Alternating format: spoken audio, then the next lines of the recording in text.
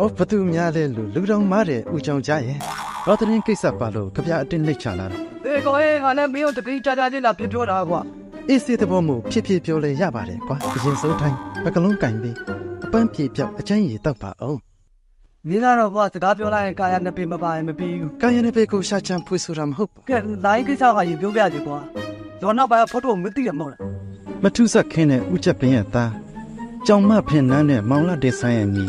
အမျိုးရုပ်တဲ့ဖို့တို့ကိုပြောတာမဟုတ်လား ဟုတ်တယ်အဲ့ဒီကောင်ဖော်တော့နဲ့ဝေကောင်မတေးရင်တွေညတော့ဖူးသေးတော့ကြတယ်ကွာ